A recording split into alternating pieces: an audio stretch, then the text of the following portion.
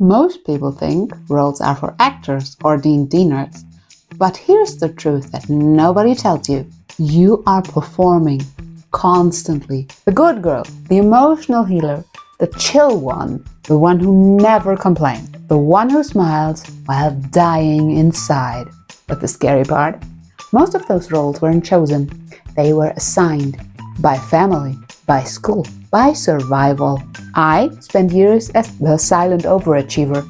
I worked twice as hard and spoke half as much. I thought it was my personality until I realized it was my survival script. Today, I'll show you exactly how those roles work in day-to-day life and how you can use them to set boundaries, stop people-pleasing, and actually feel like yourself again. Stay to the end. I'm giving you the role switch technique I use when I'm this close to falling back into old patterns.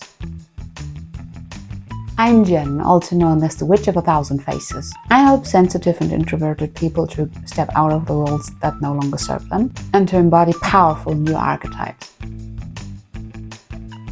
A role is simply a behavior your body slips into when it wants to stay safe. A shortcut, a mask, a script you didn't write. Examples could be the soft-spoken diplomat who keeps the peace when everything's on fire, or the fixer, cleans emotional messes that aren't theirs. The good student, over-prepared, over-polished, under-rested. Or one of my all-time favorites, the emotional sponge, absorbs every mood in the room. Don't get me wrong, they're not bad roles. They are brilliant survival strategies. But when the world around you changes and you don't, a survival strategy becomes a cage. Working with roles gives your nervous system something it loves, a buffer. You're not forcing yourself to be confident, you're trying on confidence, like a cloak. Here are some examples to explain what I mean. A quick disclaimer, I'm amplifying these roles so that you can sense their energy. In your daily life, you can keep it subtle. Take a deep breath, adjust your posture, or say a specific phrase.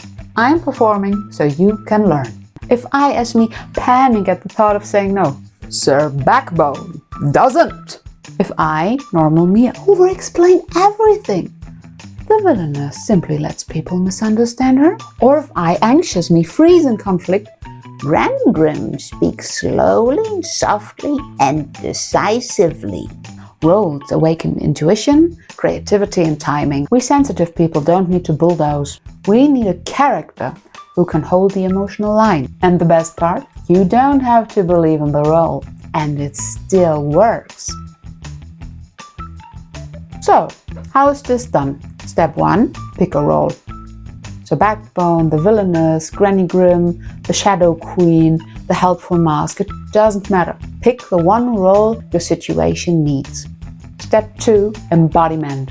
First, stand like them. Shoulders back, chin down, shift your weight. Get comfortable in this position. Then, when you've centered yourself and you're feeling comfortable, take a deep breath. Their breath. Breathe like you think they would breathe. And then say one sentence as them, just for 10 seconds. I'll give you some examples. I could embody Sir Backbone, a proud but slightly dumb and very much over the top paladin. I could say something like, "No! And that's my final answer!"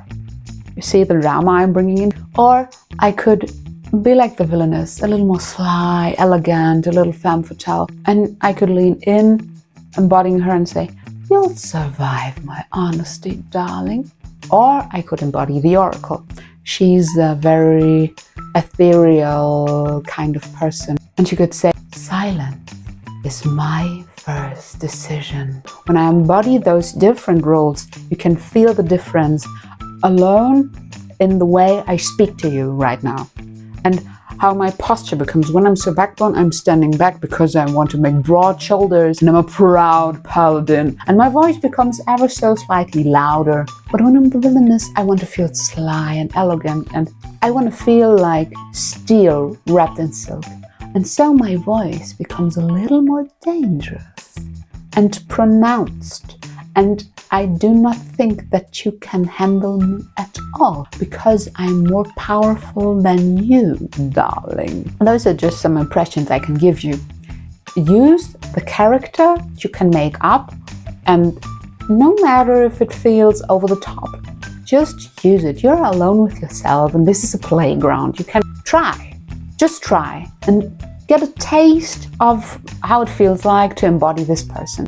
And here's the trick. When you embody one of the characters you want to embody, you don't change personality. You're borrowing behavior. One sentence, one attitude. Most people feel the shift in under 5 seconds. There's a second exercise I want to share with you. I call it the mask moment. For this exercise, imagine that you're putting on an invisible mask. Each mask comes with its own posture, its own voice, and its own decision-making style. I want to give you some examples. Imagine you putting on a mirror mask. It helps when somebody wants to project their insecurities. You don't react to that, you reflect. Or imagine putting on a raven mask and try to feel like a bird of prey. When someone pressures you, you observe first and act second, like birds of prey do. Or imagine putting on a slug mask. When someone interrupts you, you slow down instead of speeding up. Here's the actual exercise.